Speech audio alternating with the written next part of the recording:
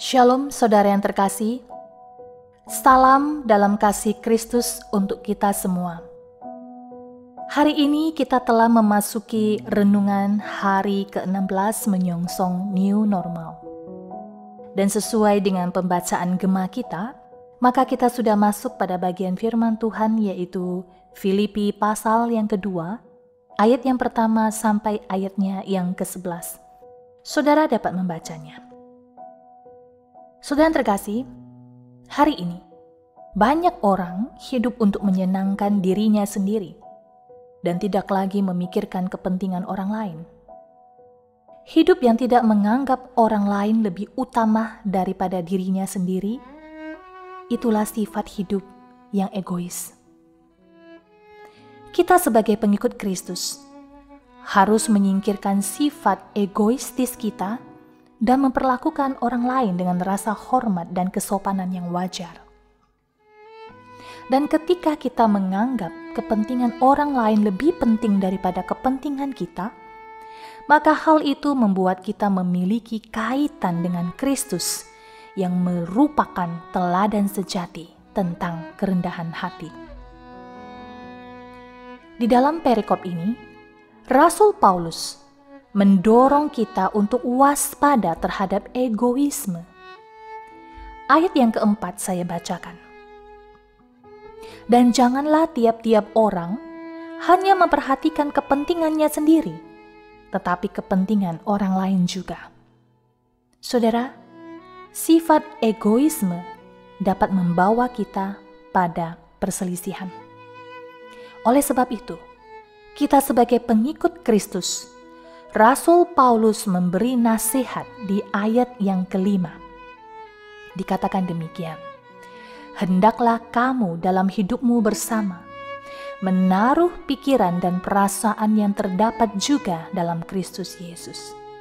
Saudara, disinilah letak keindahan perikop ini. Rasul Paulus, dia menunjukkan langkah-langkah yang diambil oleh Kristus dalam memberikan keselamatan kepada kita. Ayat yang ke-6 sampai ayat yang ke-8. Yang walaupun dalam rupa Allah, tidak menganggap kesetaraan dengan Allah itu sebagai milik yang harus dipertahankan, melainkan telah mengosongkan dirinya sendiri dan mengambil rupa seorang hamba dan menjadi sama dengan manusia. Dan dalam keadaan sebagai manusia, ia telah merendahkan dirinya dan taat sampai mati, bahkan sampai mati di kayu salib. Saudara yang terkasih, pada bagian ini, Rasul Paulus menunjukkan bagaimana Yesus Kristus dengan sangat rendah hati bersedia melepaskan semua hak-haknya demi menaati Allah Bapa dan melayani manusia. Dalam keilahiannya, Yesus Kristus mengenakan tubuh manusia dan sifat manusia. Yesus Kristus mengesampingkan haknya untuk menggunakan kemuliaan dan kekuasaannya. Dan Yesus Kristus tunduk kepada kehendak Sang Bapa, yaitu taat sampai mati, bahkan mati di atas kayu salib.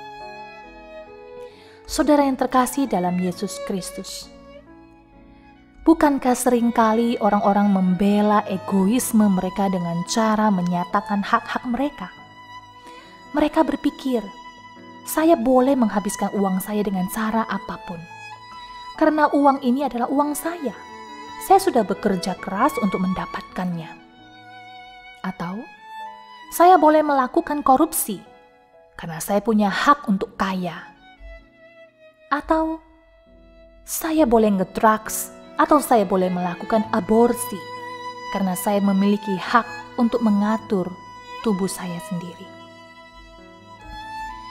Saudara yang terkasih, sebagai pengikut Kristus, kita harus memiliki sikap yang berbeda. Sikap yang memungkinkan kita untuk mengesampingkan hak-hak kita agar bisa melayani orang lain. Bahkan jika kita mengatakan bahwa kita adalah pengikut Kristus, maka kita juga harus berani mengatakan bahwa kita ingin hidup sebagaimana Yesus Kristus hidup.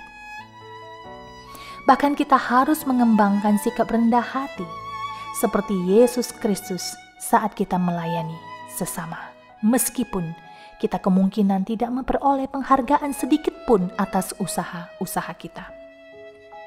Saudara yang terkasih dalam Kristus, Yesus Kristus telah menunjukkan teladan kehidupannya bagi kita. Kristus telah memikirkan orang lain terlebih dahulu, bukan dirinya sendiri. Mari saudara yang terkasih, menyongsong new normal.